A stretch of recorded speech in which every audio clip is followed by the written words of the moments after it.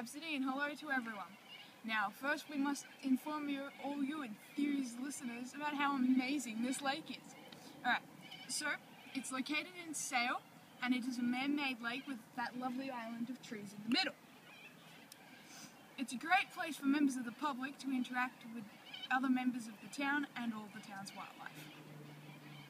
As you can see, it is surrounded by roads which lead to playgrounds, buildings and residential areas. The lake itself is also surrounded by a pathway, which the public use to walk around. Now back to Kate in the studio. Now you need to know about this beautiful lake's history.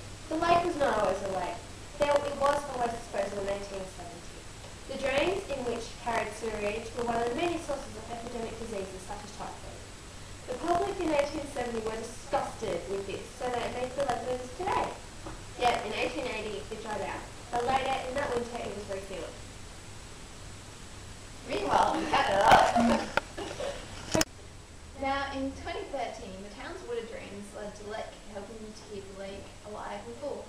Now, if you went to the lake today, you would see different bird species, such as your black ducks, your black swans, creeks and seagulls, different types of grass and plants and trees, such as your gum trees and your water trees, and you'll also see homes, parks and cars.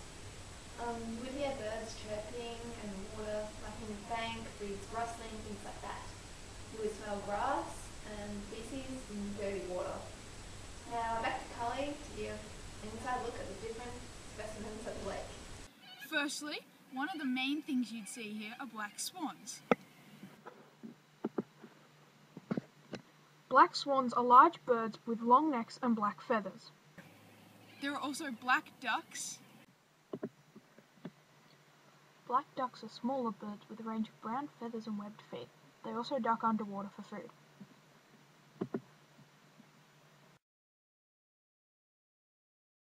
There are reeds. Reeds are green hollowed tubes that have rings around it every few centimetres. We also noted that it had brown specks from where it had been damaged. There's lichen. Lichen is a mint green coloured algae that grows on bark. And now we have an ad break, and when we come back we'll discover all about the abiotic factors of the lake. Hello, ladies. Look at your man. Now back to me. Now back at your man. Now back to me. Sadly, he isn't me. But if he stopped using lady-scented body wash and switched to Old Spice, he could smell like he's me. Look down. Back up. Where are you? You're on a boat with the man your man could smell like. What's in your hand? Back at me. I have it. It's an oyster with 2 tickets to that thing you love. Look again. The tickets are now diamond. Anything is possible when your man smells like Old Spice and not a lady. I'm on a horse. Welcome back, everyone. Now we'll go back to Carly, our offside reporter, to give us the results of the abiotic factors of the lake. Hello everybody. Alright, now today we're here at site number 1. As you can see, there are lots of trees around this site, which is causing the water to become really, really stagnant. Over here we have our lovely exercise area, which causes a lot of traffic through this section. Alright, so there is also, because of the trees, there isn't much light, so the light intensity is very, very poor. Over the course of 4 days, we've taken the following results. The water temperature on day 1 was 28.7 degrees Celsius, and the second day it was 28.3. On the third day, the reading was 22.1 degrees, and on the fourth day it was 22.2. At the site we also took the light intensity, and on the first day it was 113, the next day it was 109, day 3 it was 93, and on the last day it was 96.2. The turbidity of this particular area is 45 NTU. The salinity measurements were also taken. On the first and second day, it was 92.4. On the third and fourth day, it was 92.7. The pH level here was always between 7 and 6. Site 2 was here at this small little jetty. As you can see, the water here is moving quite quickly, considering that there isn't anything keeping it still. The area is also quite clear of trees, which means that there is a good light source.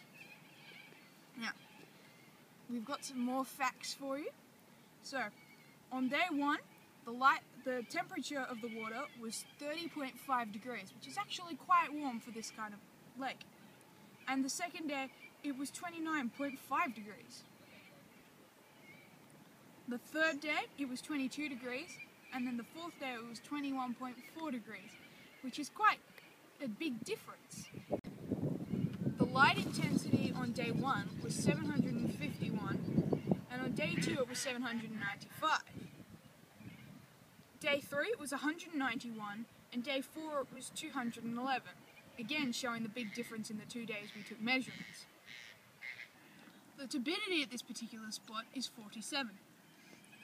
The pH level on day 1 was 6.3, and on day 2 it was 7, which is a perfect pH level for water. Salinity measurements were 93 and 87.1. Now we're at Site 3, which is at this small table which is next to the lake with a bunch of reeds near it. Now because of those reeds, the light intensity isn't quite as strong because not all of the light gets through to the lake, and it is quite stagnant, although not as much as it was over by the trees. Now, the temperature on the water on day 1 was 31.5 degrees, and on day 2 it was 31.2, not much of a difference. But on day 3 it was 21.6, and on day 4 it was 21.8. The light intensity at the sun on day 1 was 174, and on day 2 it was 184. On day 3 it was 190, and then on day 4 it was 169, which was quite varying measurements. The turbidity meter was 40 NTU, and the pH measurements were 6.5 and 6. The salinity measurements were 87.1 and 107. So that's it for tonight. Thanks for watching, and see you again next week for our next bit of Vegemite.